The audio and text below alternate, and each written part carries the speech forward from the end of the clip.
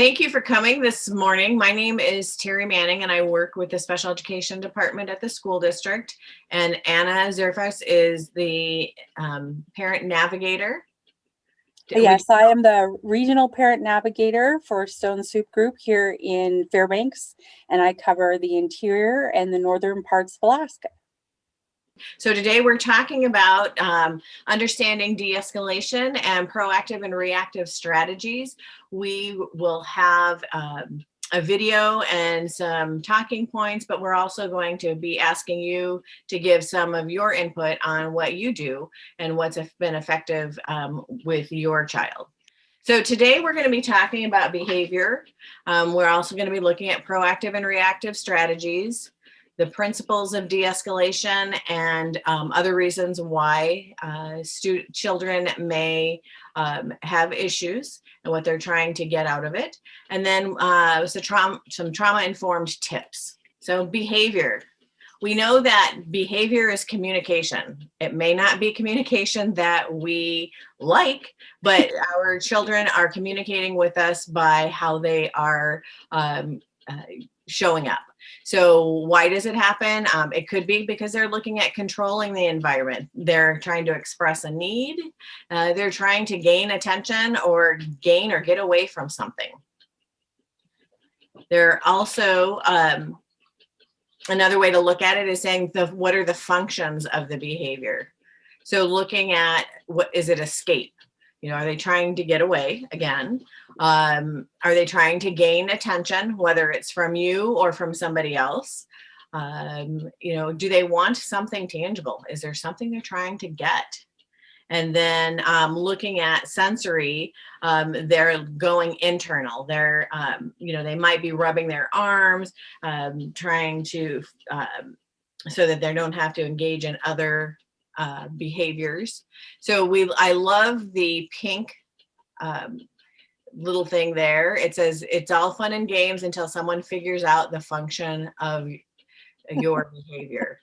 So true, whether it's kiddos or whether it's adults. Once somebody has figured it out, then everything's it's game off.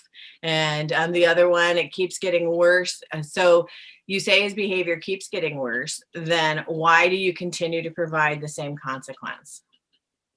That whole Dr. Phil thing, the definition of an insanity is doing the same thing over and over again, hoping that you'll get a different result. So if you could put in the chat box, what are some behaviors that you are dealing with your children that are challenging for you? Interrupting. Okay.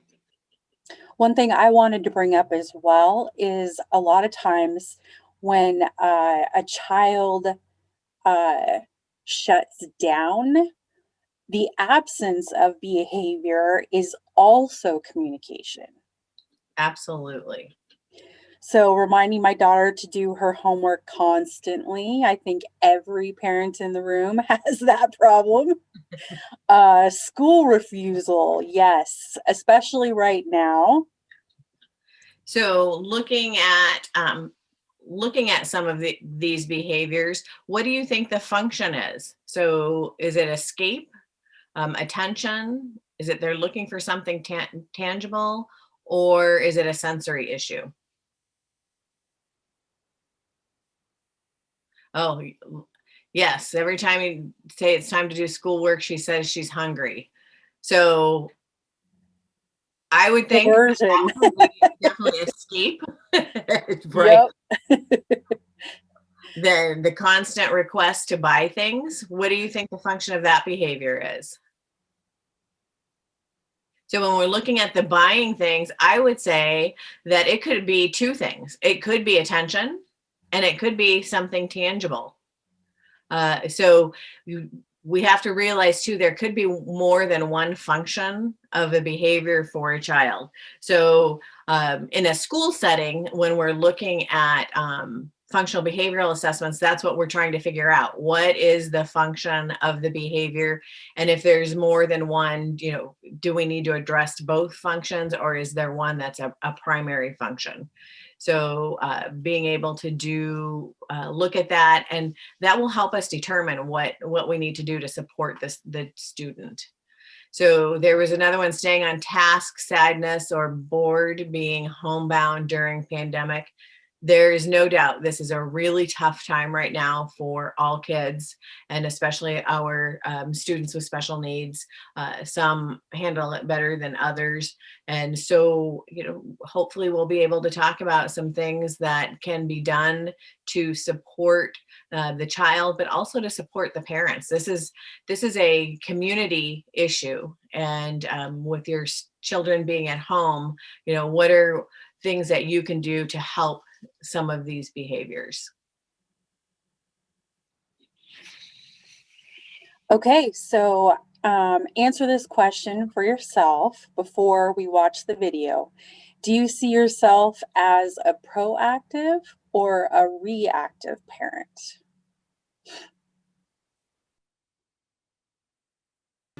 Far better than others. Proactive means controlling a situation by making things happen or by preparing for possible future problems. Proactive people are the natural teachers, the natural parents, the natural born leaders. They know how to get organized, and they get organized well in advance. On the other hand, reactive means done in response to a problem or situation, reacting to problems when they occur instead of doing something to prevent them. Reactive people either don't know how to organize an activity or are too lazy to go to the trouble. Consequently, they must react to the disaster that has been created by a lack of structure. One of the most illustrative examples of the difference between proactive and reactive parenting is the use of the phrase, "be careful." Parents, both good and bad, use this phrase. The difference is in what comes next. Proactive parents use the phrase, "be careful," in conjunction with instruction. They're going to tell their kids what to do in order to be careful. For reactive parents, "be careful" is the instruction. When I was first taking my son out for a walk in which we would need to cross a street, I simply grabbed his hand harder and told him, "stay," when we got to a crosswalk. And if he tried to run out into the street, I would yank his arm back and tell him, "don't do that. You gotta be careful. This is a dangerous area." I was reacting to his natural inclinations, as opposed to planning out what I was going to say far in advance. Reactive parenting like that is lose-lose. Not only does it upset the child, but you miss out on a valuable teaching moment. In addition, the parent also feels like crap. No one wants to go through a situation where you're yelling and losing control of your emotions. I knew this situation was unsustainable and that I could do better. So before our next walk, I sat down and thought, what could I do to make the situation better? How could I use this as a teaching moment and a bonding moment for my son? And what I do is simple. As we start to approach a crosswalk, I have my son identify what color the light is. And then he narrates what we should do in conjunction with that color. In using this proactive procedure, I'm able to transform the crosswalk into a classroom. I can teach my son about rules of the road and traffic safety, how to cross the road by himself. But I'm also able to get down to his level, to look him in the eyes, and have a warm and friendly conversation instead of barking orders. As you can see, this type of proactive parenting is much better for both the child and the parent. It's a win-win. We're not only learning traffic safety, but we're also bonding. Here's another situation that every parent will eventually find him or herself in. Let's imagine that you have a 4-year-old and a 7-year-old, and you're planning to visit grandmother next week. She lives 3 hours away. What will you do to get ready for this trip? Every parent knows what the trip to grandmother's would be like without some type of organization. Proactive parents are in charge, and they're actively planning and organizing the trip to grandmother's well in advance. Reactive parents, Not so much. Proactive parents see the problems that might arise in this situation far in advance, and they have an entire routine built around the smooth operation of the car and the people in it. Proactive parents set their kids up for success in events like these. They might prepare snacks and drinks, have some coloring books and new crayons. They'll definitely make sure to fully charge the battery of everyone's electronics. They're not thinking one step in advance, they're thinking 10. Reactive parents don't think this way. They just put the kids in the back seat and take off down the road. You can only imagine what happens next. Before they've gone a half mile, the big kid takes something from the little kid lets out a shriek and grabs it back. The big kid shoves the little kid hits the big kid, which is always a bad idea, and the big kid whacks the little kid, who starts crying. And of course, one of the parents turns around and snaps. I want you to stop this fighting right now. You sit on your side, and you sit on your side. And I want both of you to keep your hands to yourselves. I don't want to listen to this fussing all the way to your grandmother's. The parent might not want to listen to that fussing, but they will. Having no plan to prevent it, they must now live with it. There is a pattern of speech to reactive parenting. We all know it. That pattern of speech is nag, and then nag, and finally nag some more. For example, I am sick and tired of coming into your room and seeing your clothes all over the floor. Let me tell you something. I was not put on this earth to spend my entire life picking up after you.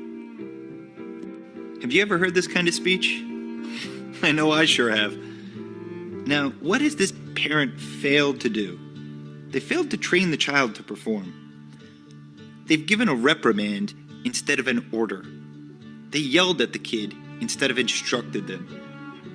How about saying something like, pick up after yourself? It either goes in the closet or in the hamper. Which one do you think will get a better reaction from the child? Don't lose sight of the fact that you're not begging or pleading or even asking the kid. You're just giving a clear, concise, and easy to follow direction that the kid can follow to great success.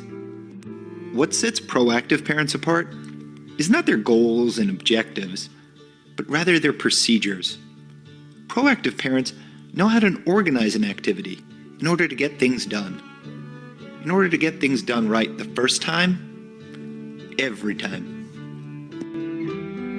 My reaction to this, there's one word in here that I have a hard time with. And when he talks about the lazy parent, I have that same reaction when we talk about lazy kids. And I don't believe that typically somebody's lazy. It may be a skill deficit. They may not know what to do or how to do it, but it can come across as being lazy to some people. So I'd like to, that's my reaction to this. I think that there are some great strategies in here, but I'd be interested in hearing from a couple of people as to their reaction to the video. I think I have a feeling that it seems very idealistic and there's and very black and white. Like I know that you can be very proactive and still run into major difficulties, say on a road trip. It's not unlike you flip the switch to proactive and solve your problems. But I mean, I get where they're coming from in the video. That there's a bit of reality, real life in that when you've set your procedures up, but life happens and then you have to go with other strategies. Is that what you're saying? Or that, like, I don't know, in our case, like the planning the road trip thing is a perfect example. We not only charge all the devices and create like tons of activities and healthy snacks and like all kinds of, I mean, a long, very, very long list in preparation for road trips, and still end up with lots of whining and He's touching not necessarily me. fighting, but lots of stress. Yeah, I think I would say our strategy is lined up with the proactive parent, but the outcome in this video is not the outcome we get at all. We don't get this in any way. That's what I would say.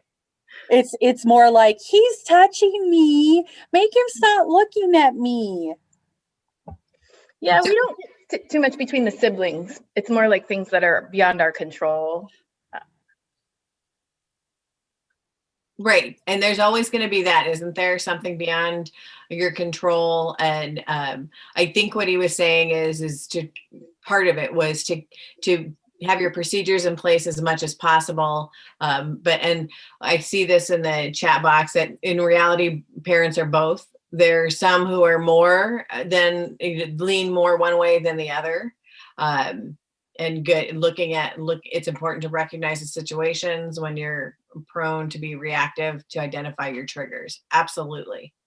And that's one of the reasons we wanted to talk more about reactive and proactive, is because, sometimes you do have to confront things that are out of your control, and all you can do is react to them. So if you have to react to them, what is a better strategy than a not better strategy? Right. If there's a safety issue, you're definitely going to be in reactive mode. You're not going to sit down and say, okay, what should I do? What procedure should I put into place so they don't get hit by the car? There are some things that you are going to definitely be more reactive in the situation. And that's what was being said in the chat. So good. So when we respond reactively, we tend to be responsive or react to something outside ourselves. So when we are responding reactively, simply, it's an immediate response we have that is intended to change the current behavior that's taking place. And like Terry was saying, a lot of times the reactive strategies come into effect when it is usually like a safety issue or an uncontrolled or uncontrollable situation that comes out of the blue, that we, don't have procedures and we haven't had a plan or talked about in advance. Some examples of reactive strategies are praise, giving a high five after putting toys away, saying great job after completing a spelling activity. And I would go one step further and make that specific. So give specific praise. So great job on that spelling activity, or great job on that spelling test. So you're giving them targeted praise. Rewarding a desired behavior. Sometimes bribes work. That's, everybody knows it. Every parent has had to bribe a kid once in their life at least. So providing that assistance, or, giving, if, star charts, penny boards, if a child raises his hand instead of calling out, giving a sticker for behavior. Then we have planned ignoring, and I don't know how many other parents have done this, but this was something that I did. Not responding to a child until the behavior that you are asking for happens. So especially like with the interrupting. Me and my son had that issue when he was small, and especially when I was on the phone. And I couldn't multitask. I couldn't pay attention to him and pay attention to the phone. So it became where I would tell him, okay, I'm not going to listen to you while I'm on the phone. And if you need to interrupt me, this is how you interrupt me. You say, Mom, can I talk to you for a moment? Or Mom, excuse me. And it took time, but after a while, with the planned ignoring and him knowing that that's what I was doing, he came to understand that the way he could get my attention was with these trigger phrases. And then there's, of course, redirection, which a lot of us do as parents every single day to get our kids out the door, to get them to do schoolwork, to get them to do, anything. So when your child throws this block, say it's not okay to throw blocks, but you can go outside and throw the ball. So giving them a safe alternative to the behavior that has the same tangible feel, but is not unsafe. So we have in the chat, it's difficult to be proactive when you're in survival mode, which is absolutely true. And everybody's in survival mode right now. And giving yourself grace to say, Yes. I'm in survival mode, and then finding the support. And if there is a time period where you can have some downtime to plan something, the area that is the most difficult, to plan procedures for that, giving yourself the permission to say, I'm not going to be able to do it all. So what's the most important thing that I want to look at? And in this situation, just in normal times, it's challenging enough, but in our COVID situation, it's even more important to realize that none of us is going to be perfect, and situations aren't going to be perfect. And we want to make sure that when dealing with challenging things as adults, that we have supports too, because if we're having a challenging time, it's going to be really hard to support our children. So definitely great comment, because a lot of people are in survival mode right now. So looking at the proactive, being able to respond proactively. We're looking at creating or controlling a situation by causing something to happen rather than waiting to respond to it after it has happened. So those time periods that there's a challenge. So I think it was math or spelling, that your child is going to be hungry when it's time to do math. So what are you going to do before you start that math situation? Do you do a snack beforehand, or do you talk about what's going on? What is it about the math that's a challenge? Is it that the child isn't understanding, and you may not be understanding how much they don't understand? You might not realize that. So I love this quote in here. Either we spend time meeting children's emotional needs by filling their cup with love, or we spend time dealing with the behaviors caused from their unmet needs. Either way, we spend the time. Well, especially when they're seeking attention, they're going to get the negative attention or the positive attention. It's all the same. It's attention. And correct. And it's our reaction a lot of times to them when they're trying to get the attention. So we'll talk some more about that too. And we are not saying that any of these things are as easy as reading it, talking about it, and it's going to be cured. I mean, this is part of just an ongoing process of working with our children to figure out how to help best support them, knowing that we sometimes have to work on ourselves too. Oh, and I see that the constant process of trying and occasionally just hitting a limit. Absolutely. And what do you do when you hit the limit? Is that when should you engage with your child when you're at your limit, at your wit's end? I mean, I was working with a school team, and they were talking about, they were setting up their procedures for the kiddos they work with, for when it's time, when somebody's hit their limit, and how they tag out, and somebody else tags in. You don't always have somebody else to tag in, but how are you going to remove yourself from the situation so it doesn't get worse? Pushing a child into a corner isn't going to help the teaching of them, and it isn't going to make you feel any better either. So yes, being able to look at each situation. We have something else we agreed, makes you want to think about how you want to give your energy. Absolutely.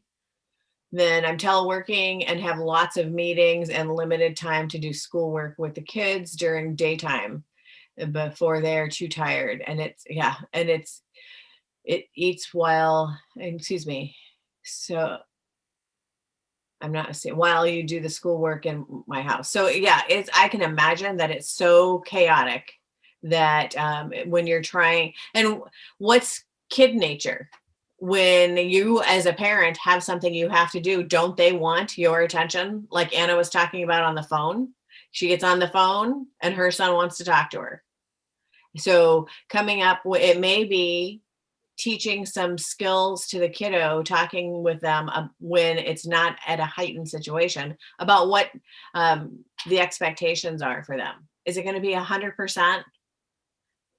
It's a human thing, so no. But that going back to that whole process and trying and trying. And then if you have somebody to tag out with, that's going to be helpful. So when we're looking proactively, we're looking about pre-planning.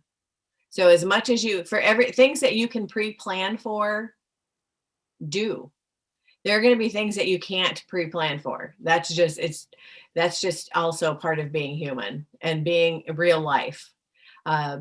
So making sure that those things that you can control, you do. And then also, I would put in here too, the understanding of where your child's functioning. Sometimes we think that they're little adults, but if we look at their executive functioning skills and where their brain development is, they're doing their jobs. It's sometimes really inconvenient that they're doing their jobs, for their age range, or it's really frustrating.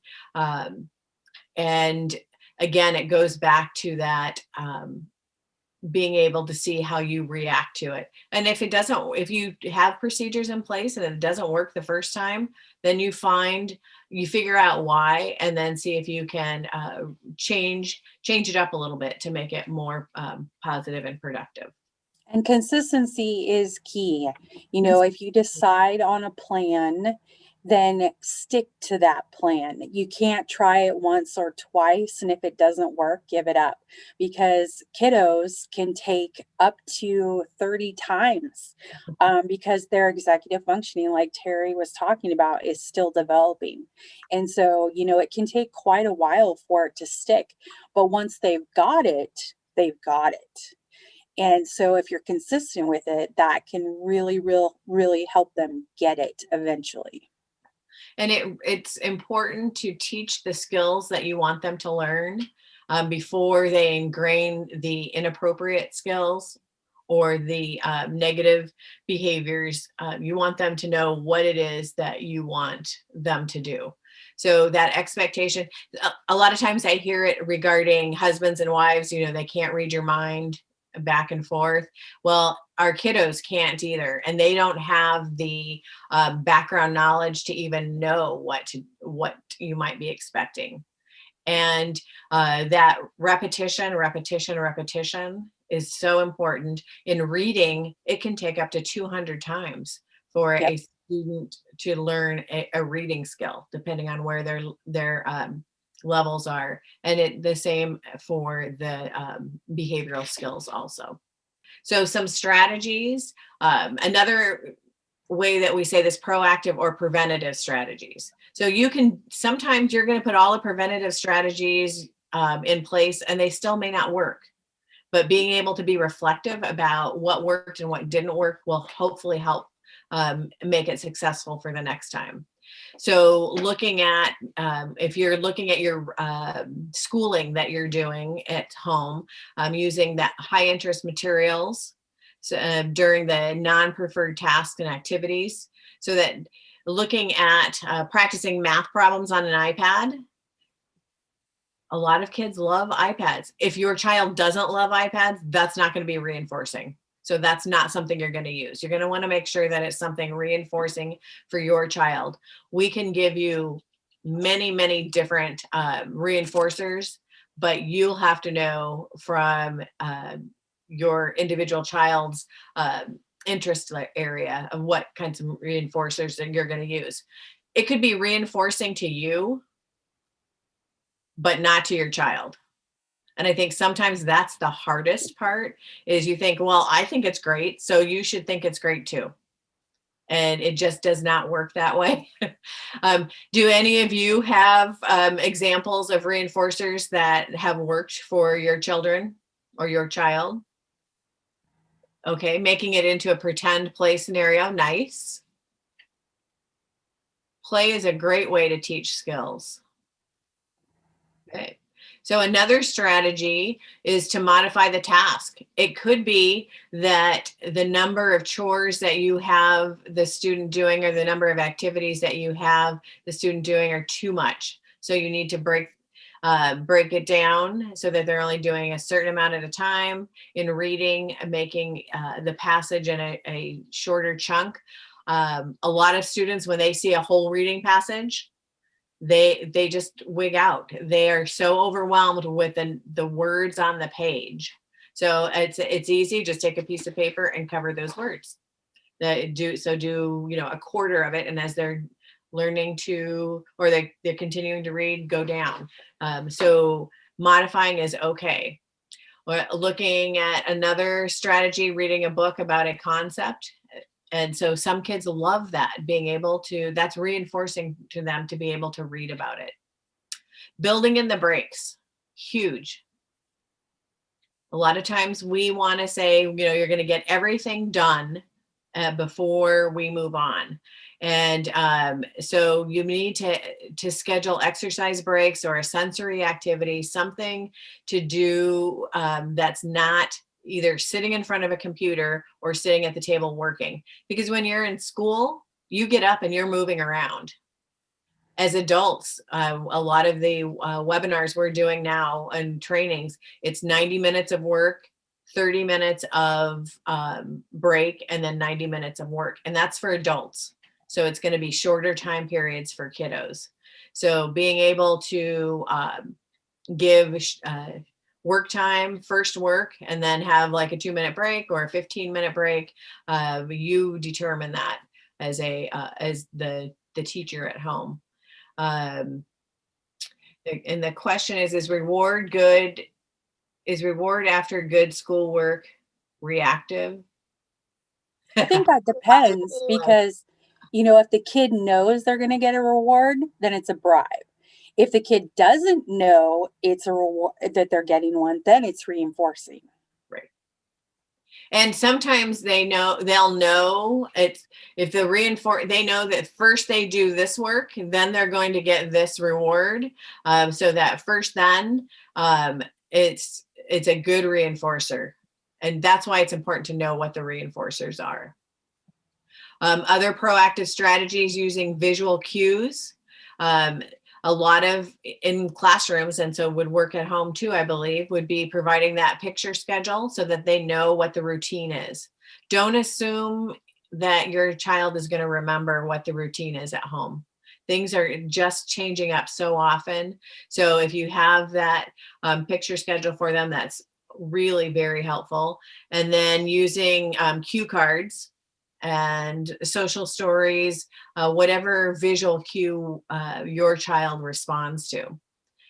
We also, in the school district, our ABLE program, they have lots of strategies that with using visual cues and strategies for working with kiddos that are proactive and reactive, because we know you have to have a balance. So also looking at the environmental modifications. So where do you have your child seated? In front of the TV while they're doing their schoolwork probably isn't effective.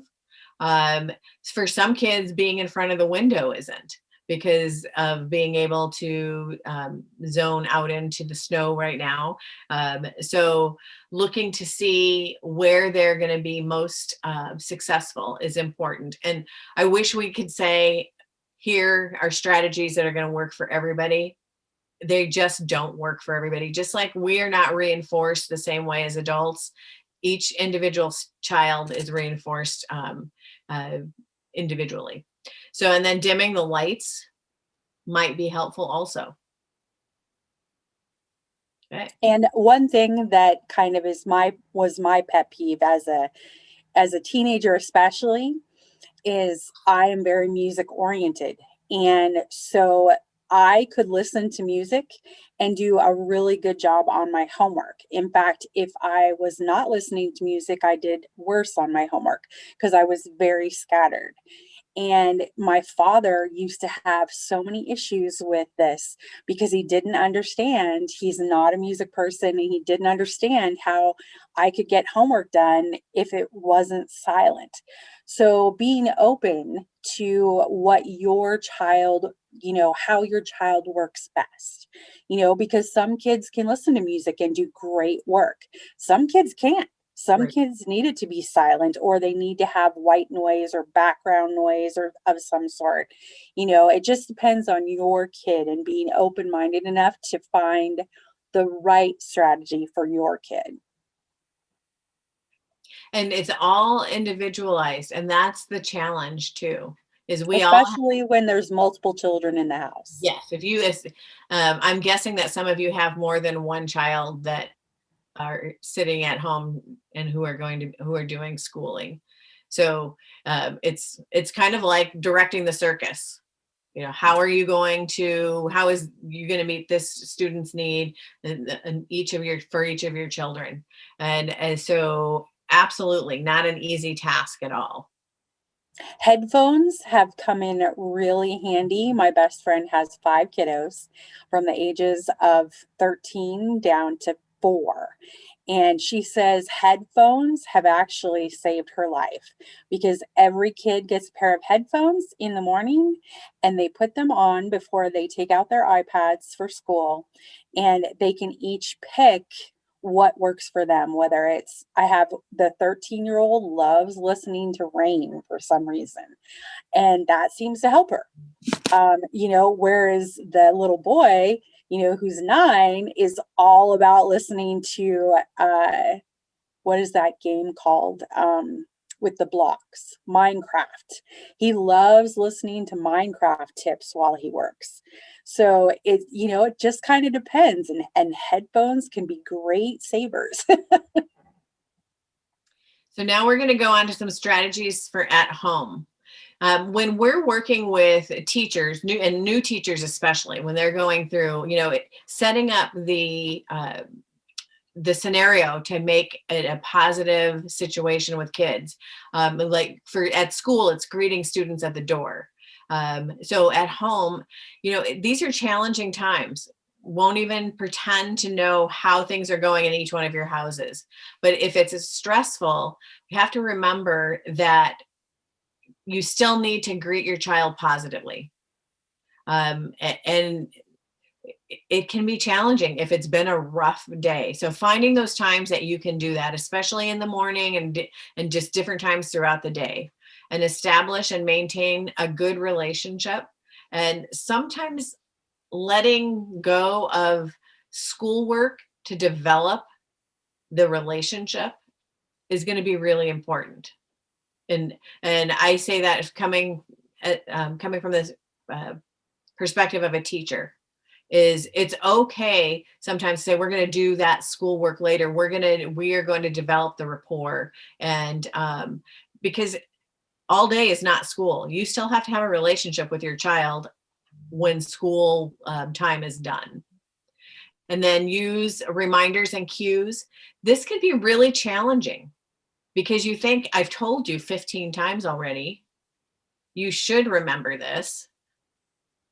And I see some of you giggling, and it's, for some kids, it just isn't. If they have issues with memory, they're probably not going to remember every time. And you think they should. How could they not after they've done it every day? If you have a kiddo with a learning disability, not just a learning disability, any of the disabilities, and there's working memory issues in there going on, they need those reminders, those cues. And it's not because they're being defiant. Sometimes it can look that way. If you can look past the behavior to see if it's more about defiance, and sometimes it could be, or is it the fact that they really can't remember and it's a skill that needs to be developed? And then optimizing the learning environment.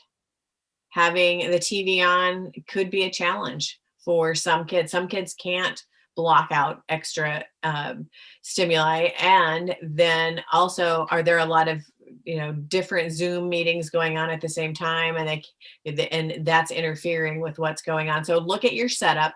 Is the environment a good learning environment in the home? Understanding that it's not always going to be easy. I feel like a broken record, and I hope you're hearing this. We understand that it's not going to necessarily be easy. So, but it's going to be helpful if you can take one issue at a time and see if you can address it. Give behavior specific praise. So, oh, that's great. It's so wonderful to see you sitting at the table and staying on your Zoom meeting and engaging in your class with your class. Whatever it is that you want them to be doing, definitely praise it up.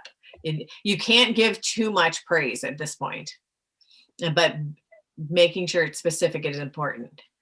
This is another challenging one, especially when you're tired. You've been cooped up together all the time, for days on end. Being consistent in how you apply the rules. Because I don't know about you, but I know many kids who are master manipulators, and they will try their darndest to keep at you, to say, so that you'll give in to something that they want to do when you've already said as a rule that's not happening.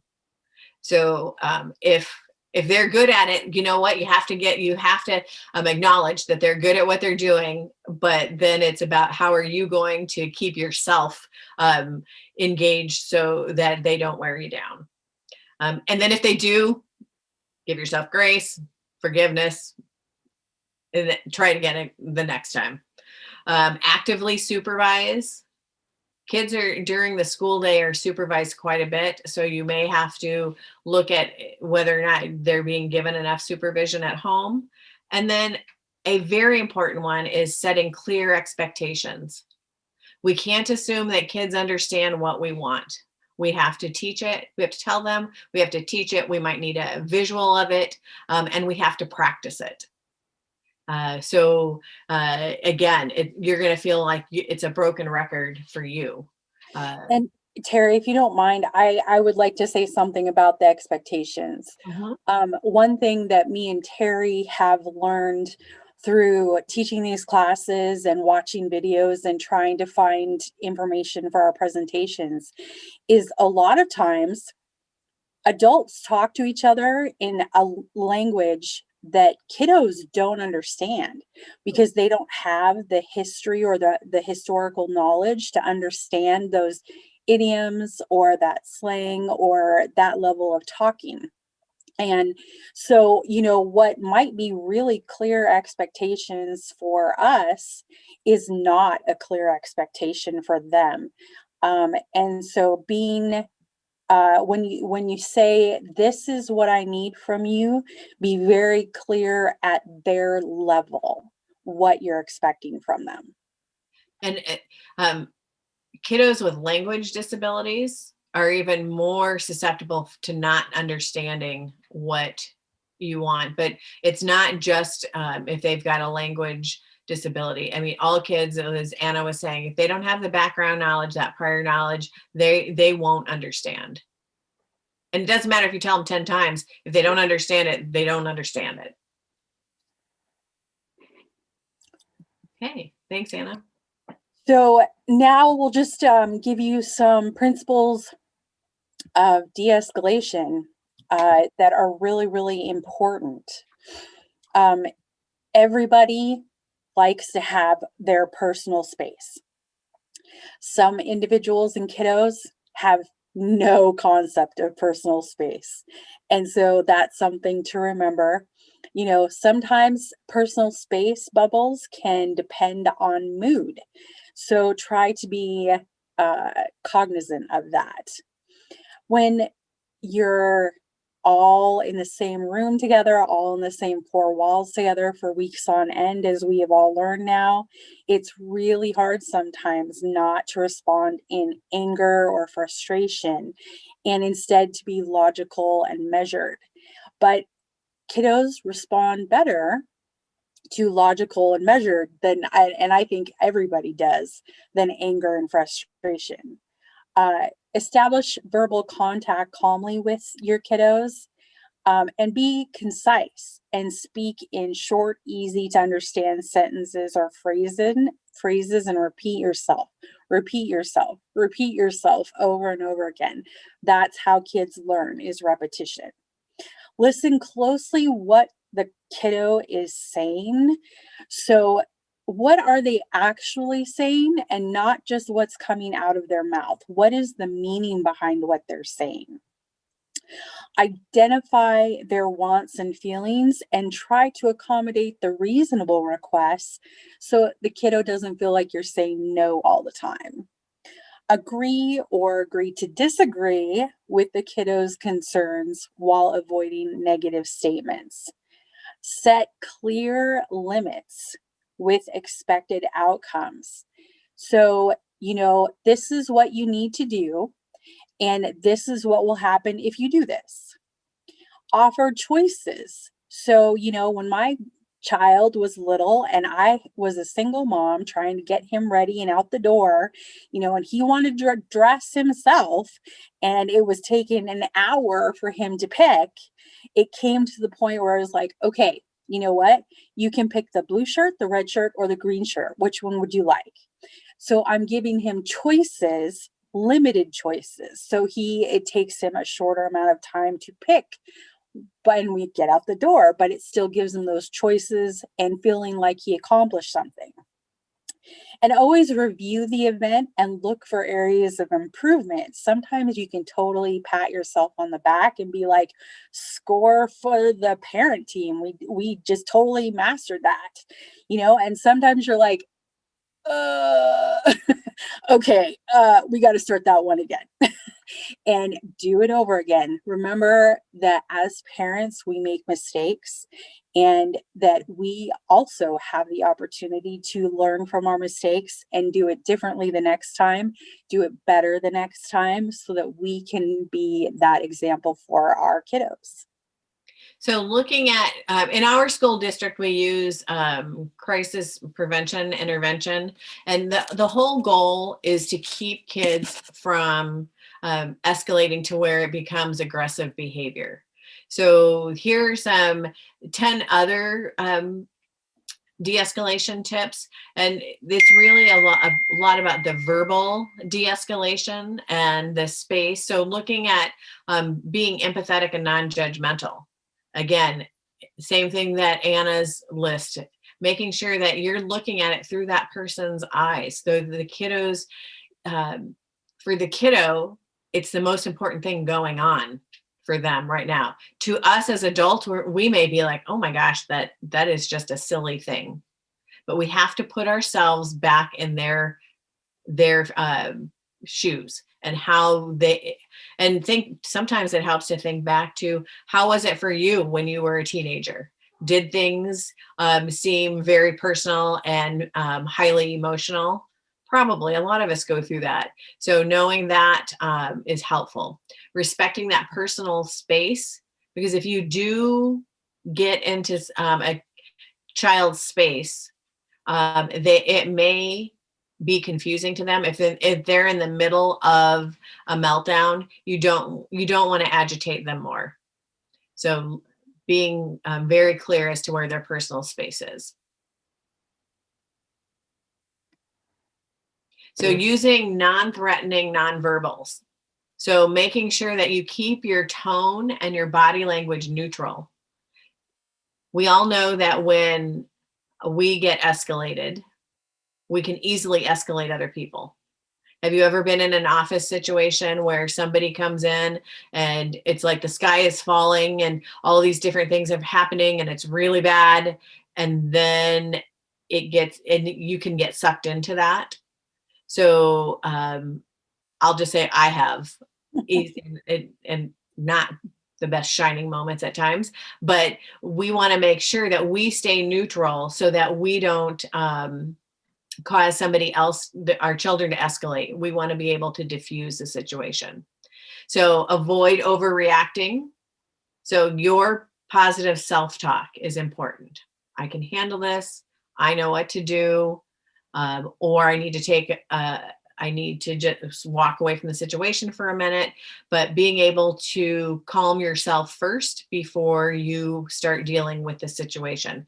Again, that knowing that if you're in a situation of safety for your child, you're not going to stop and do all of your self-talk and then say, okay, now I'm going to deal with it. You're going to deal with the safety issue first. Focus on the feelings. Try to figure out what's really going on with the child. They're saying one thing, but they may not be able to express themselves so that they can tell you exactly what's going on. You may have to process with them, and you may have to process at a different time, but keeping in mind that you're trying to find out what's really the issue. So then ignore challenging questions. Don't ignore the kiddo. There's planned ignoring, but when you're you're trying to de-escalate something, you don't want to completely ignore your child. So you want to focus on how you can be problem solvers together. And then setting limits. You have to be able to be clear and speak simply, because they may not be able to focus on what really needs to be said or on what you're saying to them. So if you're clear and concise and you can offer positive choices, that may help de-escalate the situation. We all like choices. None of us likes to be backed into a wall and told we have to do something. Our words can very much increase or decrease behavior issues. And then choose wisely on what you insist upon. What's your battle? You'll hear that, choose your battle. If you can offer flexibility, if it doesn't really matter, and you can give choices to your child, that either choice is a positive one. So, but they still feel like they get to choose. My sister has 3 daughters, and one of them is a teenager. And my sister, when it comes to choosing her battles, this is kind of how it goes in her house, and is a really good example of choosing her battles. My sister's oldest wanted to dye her hair, and her mom's like, that's fine. You can dye your hair whatever color you want, but you are not getting a tattoo until you're 18. So, looking at the, transient versus the permanent. Does it really matter if they color their hair, bright pink or fluorescent orange, at this moment in time? What matters more, getting a permanent, something affixed to their body, or letting them do something crazy with their hair? So choosing that battle, from, toddlerhood all the way up to, mid-adulthood. I have a 21-year-old son, and I still have to choose my battles with him. So understanding that this is a process throughout their lifetime.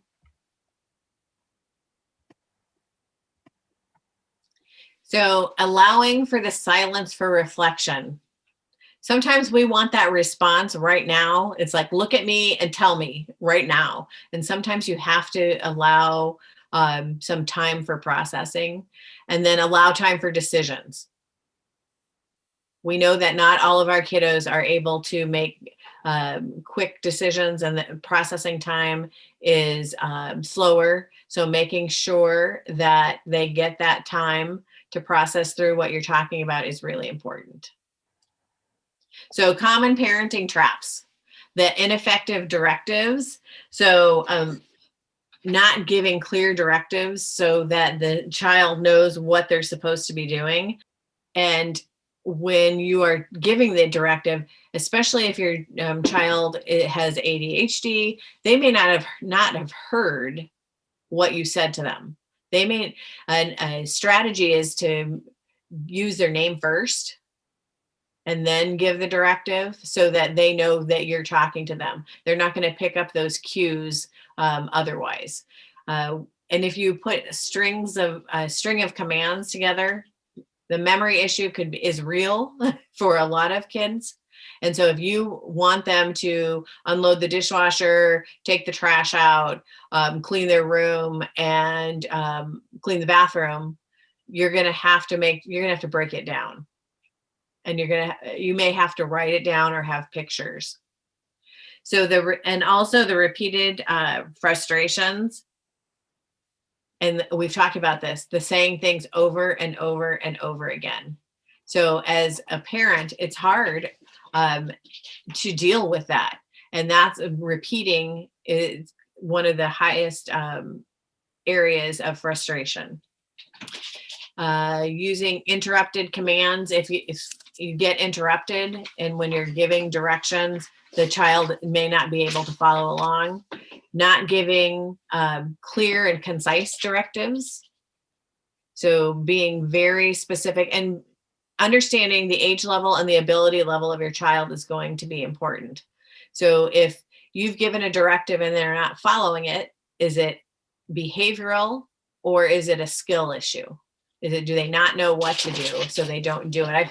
I've had students in the past where I am sure that they've known how to do something, and then I find out they really didn't know how to do it. I hadn't broken it down enough for them to be able to get started.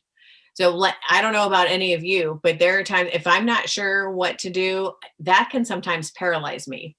And it looks like procrastination, but it could be in some cases that I'm not sure what to do, so I just don't do it. If there is something that you want your child to do, don't ask them to do it.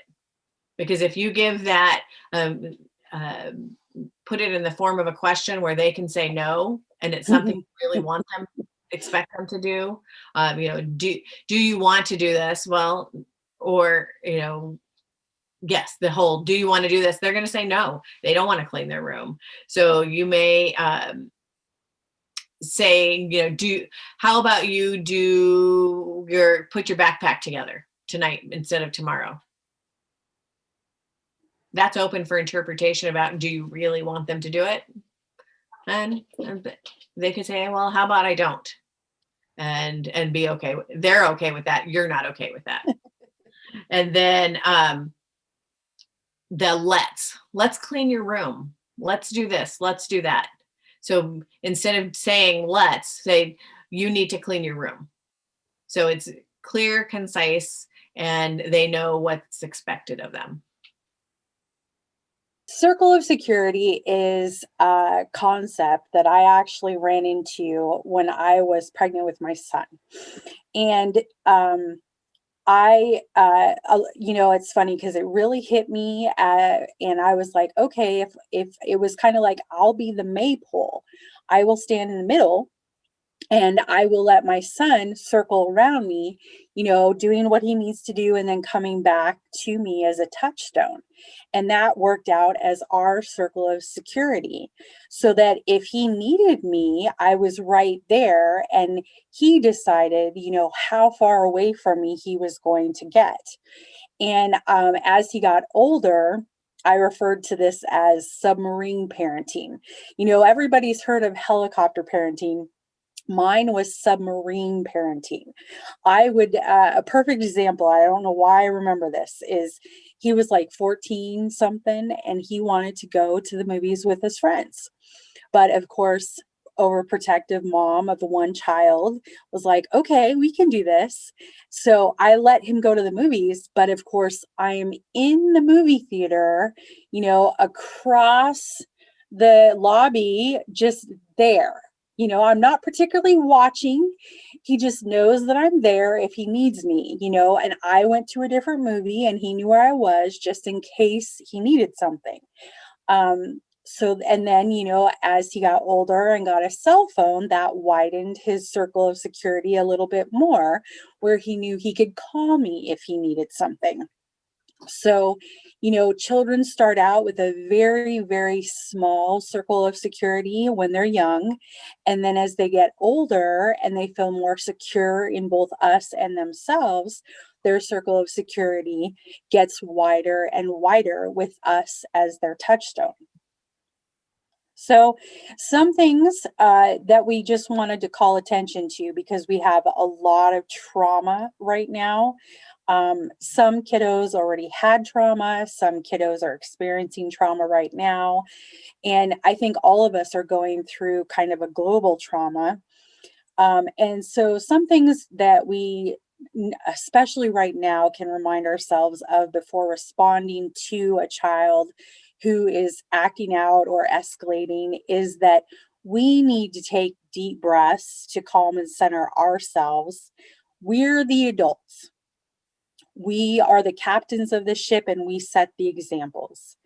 My student for right now is doing the best that they can given the skills and the resources they have in this moment. And it kind of depends on their executive functioning. You know, we could have a 13-year-old kiddo and physically they're 13, but they may have a special need that makes their executive functioning level, 4 years old. So we have to remember to look past the body into the mind when we look at that moment. The prefrontal cortex is not fully developed yet, and it won't be until they're in their mid-20s. So remember, what age is their brain at versus what their body may look like. And their protective brain, that primitive, fight or flight reptilian brain, is directing them when they're in that state of escalation. So looking at it from that perspective, how do we help them come out of that state and into a calmer regulation zone? And just choose, every moment of every day how you want to respond. Kindness and compassion, or do you want to react in anger? It's all about setting that example for their executive functioning and their prefrontal cortex. And also, the kindness and compassion you have for yourself. Yes. We're all making it through.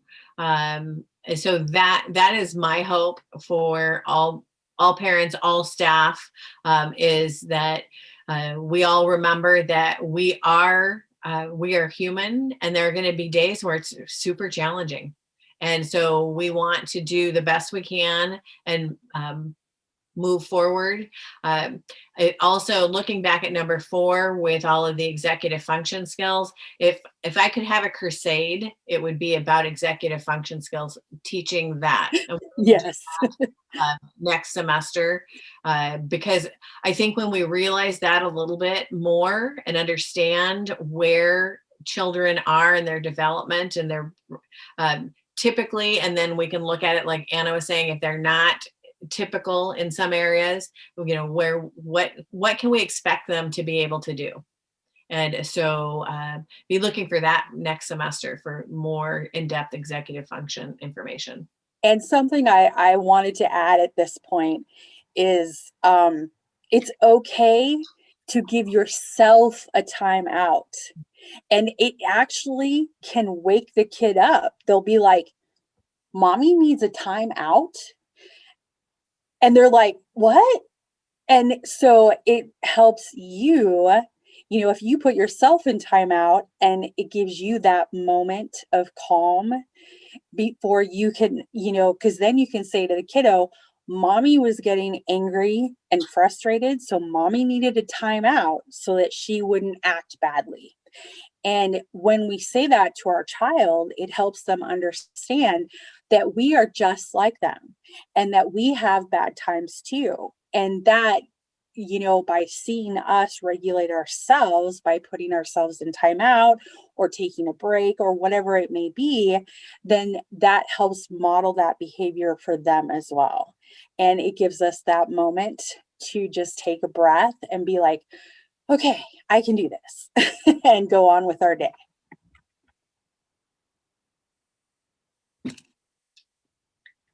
So, Anna, I would also like to, in addition to thanking everybody for taking time out of your Saturdays to be here, to ask you if you would, in the chat, put your one golden nugget. A lot of this stuff is review. We know this information. Sometimes it's helpful to review it, just like we say for kids, review. But if you wouldn't mind putting in one golden nugget that you got from the time that you spent here today, or if you and Anna will be sending out also a survey for the class as a whole. But I'd be interested in your golden nuggets. And if you have any questions for us, we would be glad to answer those.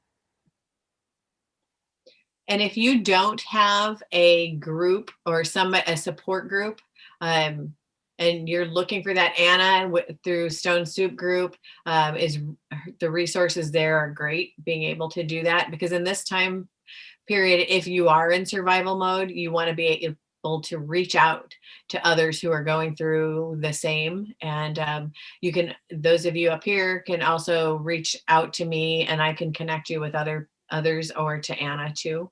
But this is like, sometimes we have to de-escalate ourselves before we can help de-escalate our children. Any questions? And like we said, you know, you can always reach out to us if you think of anything, if you need anything. I am here in Fairbanks, and I cover, you know, all over the place. And then we also have parent navigators who cover the lower half of the state as well. So we can help you with anything. And we do actually have a parent support group once a month. So you can always take a look at our calendar to find that information as well. It's called Building Strong Parents.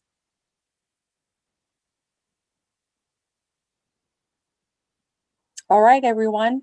I hope you enjoyed the class, and we're so grateful that you came today.